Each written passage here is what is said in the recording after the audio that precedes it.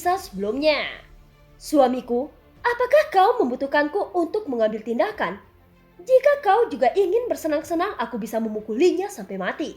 Dan kau akan berurusan dengannya. Ucap Ratu berkata. Adapun Taijing dan Yoshio gemetar ketika mereka mendengar kata-kata itu. Kau tidak perlu mengambil tindakan untuk barang semacam ini. Kalian berdua pergi dulu. Ucap Xiaoyan berkata dan memandang Taijing dan Yoshio. Taijing dan Yoshio saling memandang dan hanya bisa saling tersenyum. Apalagi yang bisa mereka lakukan? Jika tidak, Ratu mungkin akan memukuli mereka sampai mati. Aku percaya kalian berdua seharusnya bisa menyelesaikannya.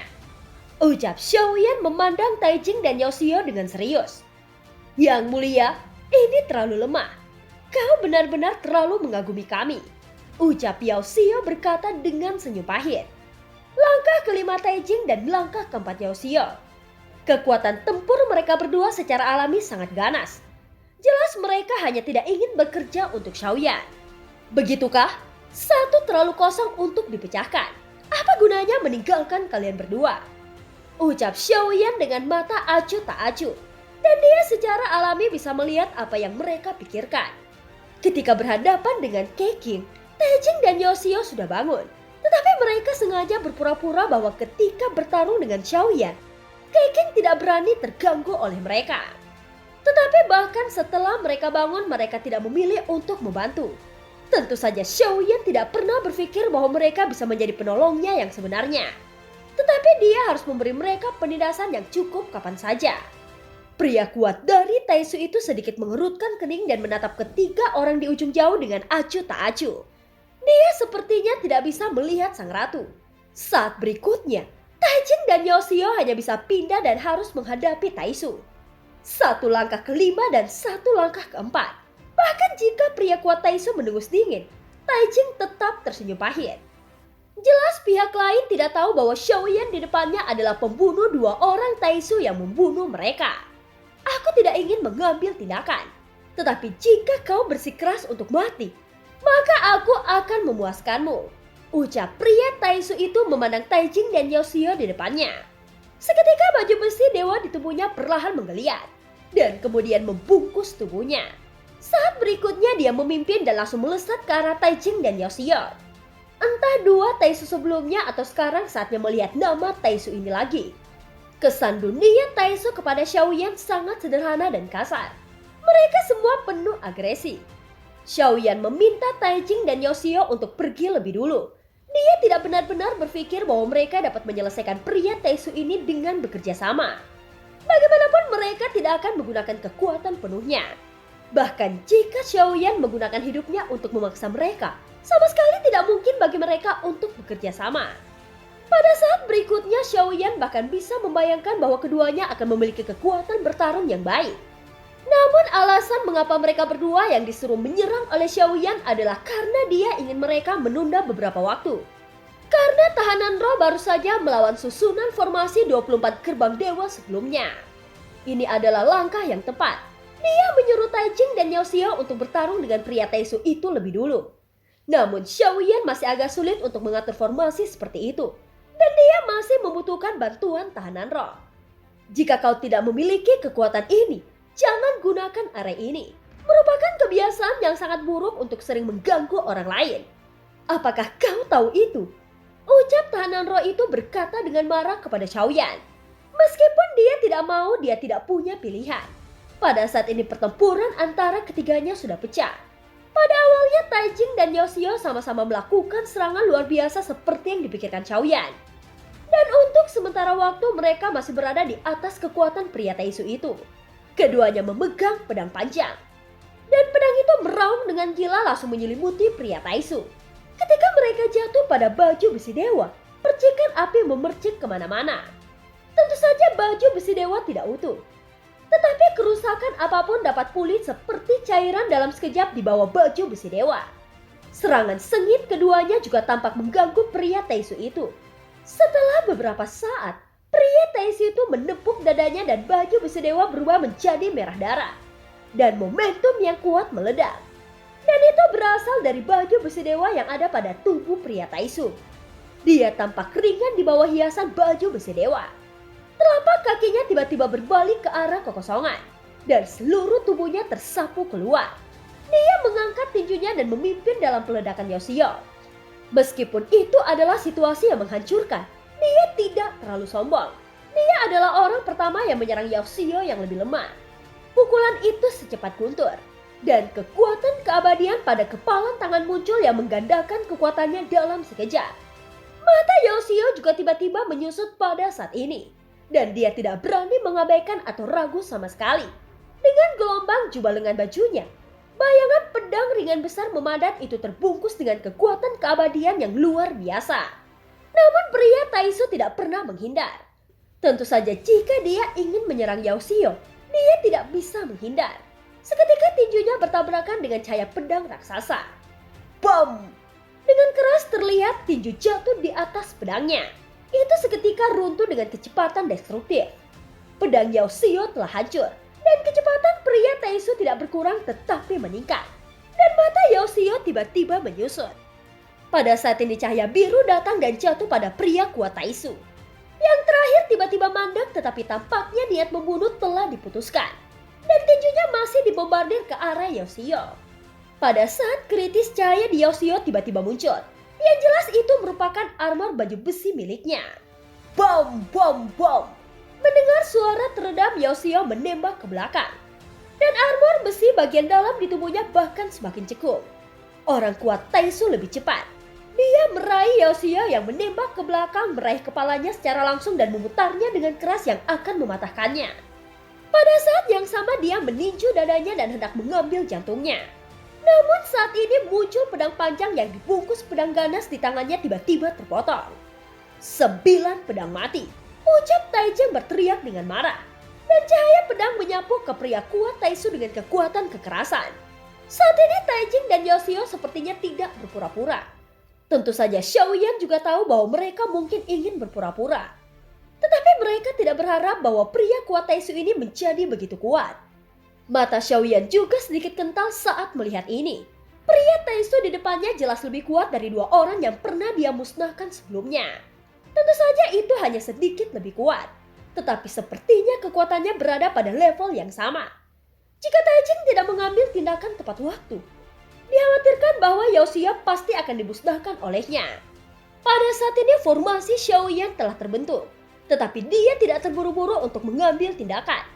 Atau dia ingin melihat apakah dia dapat menemukan beberapa petunjuk dari Taijing. Misalnya apakah istana pemburu dewa berkolusi dengan Taisu. Meskipun dari petunjuk saat ini harus pasti, akan lebih baik jika bisa dibuktikan lebih lanjut. Pertempuran antara keduanya di udara menjadi sengit. Meskipun Yoshio kepalanya telah dipatahkan, dia bisa pulih dalam sekejap dengan kekuatan keabadian. Setelah pulih dia segera berpartisipasi dalam pertempuran. Jelas dia benar-benar serius kali ini. Hanya saja ada celah kekuatan yang sangat besar. Hanya Taijing yang bisa bersaing dengannya. Dan pria Taisu ini masih meraih Yoshio untuk menyerangnya dengan gila. Melukai Yoshio secara serius lagi. Sampai dia benar-benar membentuk situasi 1 lawan 1 dengan Taijing. Serangannya berangsur-angsur melambat tetapi sepertinya ketika kecepatan melambat, niat membunuh menjadi semakin kuat. Langkah kelima, sangat jarang melihat keabadian seperti itu. Senang juga berlatih denganmu.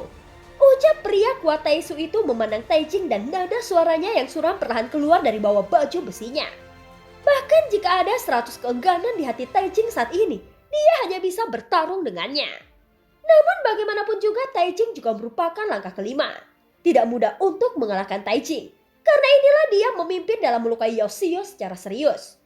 Hanya dengan cara ini dia bisa menghadapi Taijing dengan lebih penuh perhatian. Jelas dia sudah berpikir bahwa Taijing adalah yang terkuat di sini.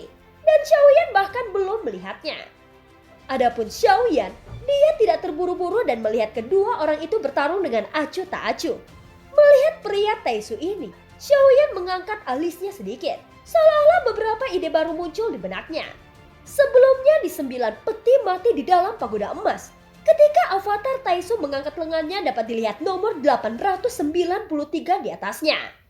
Setelah menggabungkan baju besi dewa kedua orang tersebut, penampilan pertama adalah 927. Dan kemudian menjadi 893 ketika orang lain digabung. Angka Ucap Xiaoyan berpikir cepat di dalam hatinya. Jelas angka-angka ini pasti memiliki arti mereka.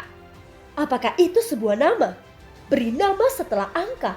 Tidak, setelah menggabungkan baju besi dewa, aku mendapatkan angka di baju besi mereka. Apakah itu angka level di antara mereka? Gumam Xiaoyan di dalam hatinya. Bom! Pada saat ini terdengar suara keras tabrakan emas dan besi dari ujung yang jauh. Di antara percikan api, Taijing terhuyung-huyung dan menembak mundur. Dia terlihat sangat menyedihkan. Sepertinya dia masih bukan lawan dari pria Taisu ini. Meskipun tidak hancur, Taijing tidak dapat memiliki keuntungan apapun di tangannya. Mata Xiaoyan sedikit mengembun, dan 24 gerbang keabadian di sekitarnya sebenarnya sudah siap. Melihat penampilan malu Taijing, kekuatan jiwa melonjak di belakang Xiaoyan.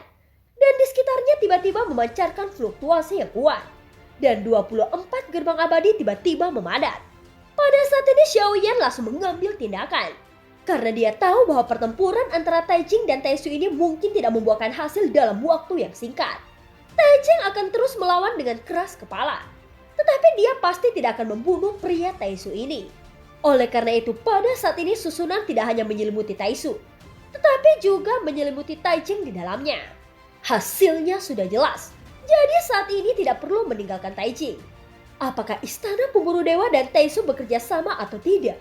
Dan sekarang Xiaoyan memiliki rencana baru di dalam hatinya. Jadi apakah keduanya bekerja sama atau tidak? Itu tidak lagi penting. Kekuatan jiwa mendesak 24 gerbang keabadian. Dan kekuatan jiwa yang ganas berubah menjadi tekanan spiritual yang tak tertandingi dan menghancurkan kedua orang itu. Taijing juga merasakan kesempatan membunuh pada saat ini. Dia segera mendongak dan tiba-tiba menatap Xiaoyan. Aku memberimu kesempatan untuk membunuhnya, tetapi kau jelas memilih yang terakhir. Suara acuh tak acuh Xiaoyan perlahan terdengar. Taijing hanya merasakan mati rasa di kulit kepalanya. Jelas dia tidak menunjukkan kekurangan apapun. Setidaknya sepertinya dia bertarung dengan pria Taisu dengan segenap kekuatannya. Hanya Taijing yang tahu apakah dia telah menggunakan semua kekuatannya. Atau apakah dia tidak akan menggunakan semua kekuatannya. Dia mendapat kabar dari Yuking untuk membawa Xiaoyan ke lantai 9. Selama mereka bisa mencapai lantai 9, mereka bisa keluar dengan lancar. Dia pikir semuanya berjalan dengan baik. Dan Taijing bahkan selalu diam di sepanjang jalan, agar tidak menunjukkan kekurangan apapun. Namun dia masih meremehkan Xiaoyan. Jika dia memiliki kebetulan di dalam hatinya, tidak mungkin untuk menyembunyikan masa lalu. Terlebih lagi nama di depannya tidak tahu bahwa dia berasal dari istana pemburu dewa. Dan begitu dia diekspos, Xiaoyan juga akan menghapusnya tanpa ragu-ragu. Jadi dia tidak punya pilihan. Tuan Taisu, aku dari istana pemburu dewa. Sekarang kita hanya bisa memiliki secerca kehidupan dengan bekerja sama satu sama lain. Jangan bertarung dengannya. Lari, kita harus lari, ucap Taijing. Pada saat ini Taijing tiba-tiba melihat pria Taisu dan mentransmisikan suara itu dengan jiwanya. Tetapi bagaimana dia bisa menyembunyikan suara jiwa dari jiwa domain Xiaoyan? Terlebih lagi pada saat ini ada avatar pemakan jiwa yang terintegrasi ke dalam tubuhnya. Dan Xiaoyan mencibir ketika dia mendengar kata-kata itu. Dan dia tidak merasa terkejut. Yuan hapus esensi darahnya, ucap Xiaoyan berkata dengan dingin. Dan sang ratu mengangguk sedikit. Darah jiwa Taijing dan Yuking muncul bersama di telapak tangannya. Saat berikutnya dia melihat esensi darahnya di telapak tangannya berubah menjadi bayangan virtual keduanya. Taijing juga sepertinya merasakan sesuatu. Matanya tiba-tiba melebar dan pupil matanya tiba-tiba menyusut. Di telapak tangan seperti ratu, 2 tetes darah jiwa tiba-tiba runtuh. Seluruh tubuh Taijing tiba-tiba bergetar, seolah-olah telah dipukul dengan keras. Seluruh tubuh berliku-liku menyemprotkan beberapa suap darah.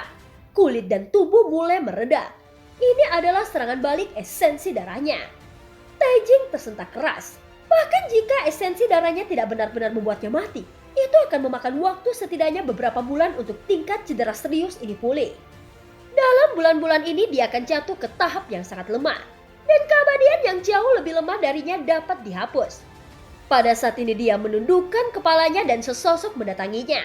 Ketika Taijing mengangkat kepalanya, tinju telah mendarat di tubuhnya yang telah terluka parah oleh penghancuran esensi darahnya. Adapun orang kuat Taisu yang tidak memilih untuk membantu saat ini, Jelas bahwa dia tidak percaya pada kata-kata Taijing. Dan dia juga memandang Xiaoyan yang tiba-tiba mengambil tindakan dan merasa sangat aneh. Mengapa mereka bertengkar satu sama lain? Ucap pria Taisu itu bergumam di dalam hatinya. Xiaoyan yang jauh tidak meninggalkan bantuan apapun kepada Taijing. Setelah mengambil darah keabadiannya, dia langsung mencari jiwa Taijing dan Taijing meraung dengan sangat sedih dan menyakitkan. Namun adegan ini jatuh ke mata Yao Xio yang baru saja pulih di ujung yang jauh. Setelah mencari jiwanya, mata Xiaoyan menjadi semakin acuh tak acuh. Daripada mendapatkan berita yang dia inginkan, dia tidak mendapatkan apa-apa. Jelas Taijing memilih untuk menghapus sebagian ingatannya setelah mengetahui akhir ceritanya.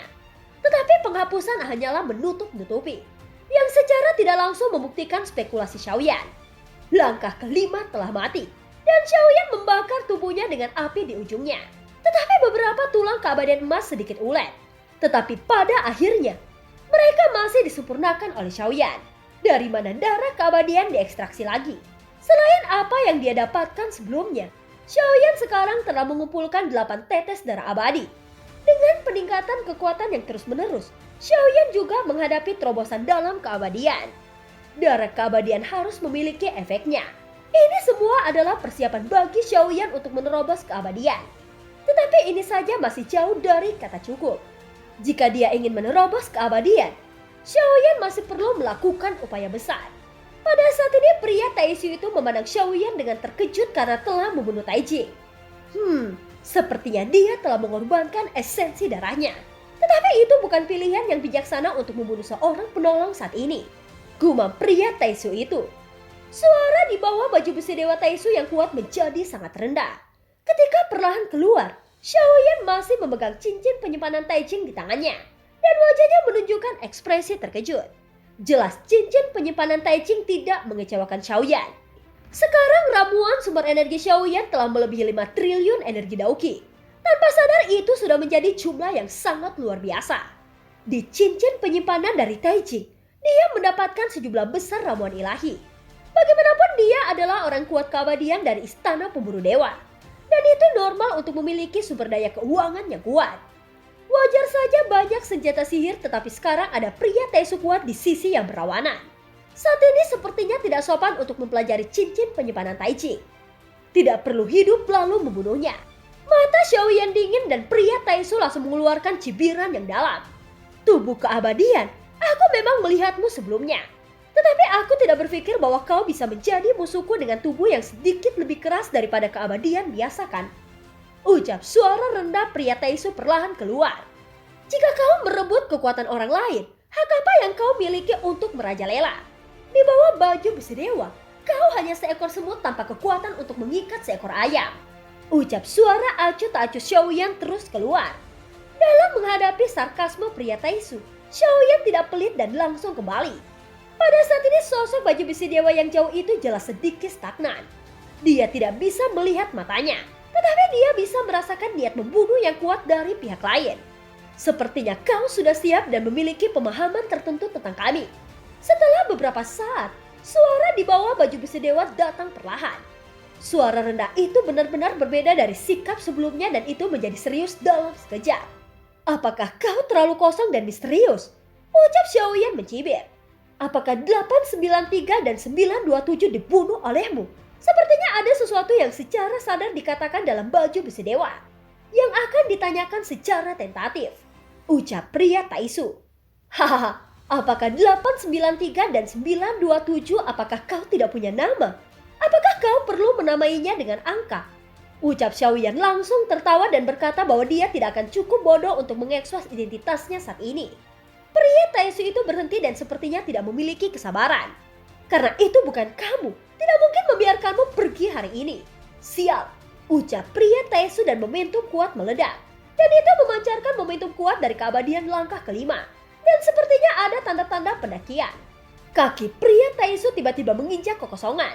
Dan seluruh lingkungan tampak sedikit gemetar. Tubuhnya terbanting dan tiba-tiba ada kekuatan keabadian yang kuat melonjak di sekitar lengan dan tinjunya. Dalam menghadapi penjarahan pria Taisu, wajah Xiaoyan sedikit kental. Dia tahu bahwa baju besi dewa memiliki pertahanan yang sangat mengerikan. Jika mengandung kekuatan keabadian, Baju besi ini saja bisa menjadi senjata tajam yang dapat menghalangi makhluk keabadian yang tak terhitung jumlahnya. Dan film pun berakhir. Terima kasih udah dengerin Mihu dari awal sampai akhir ya.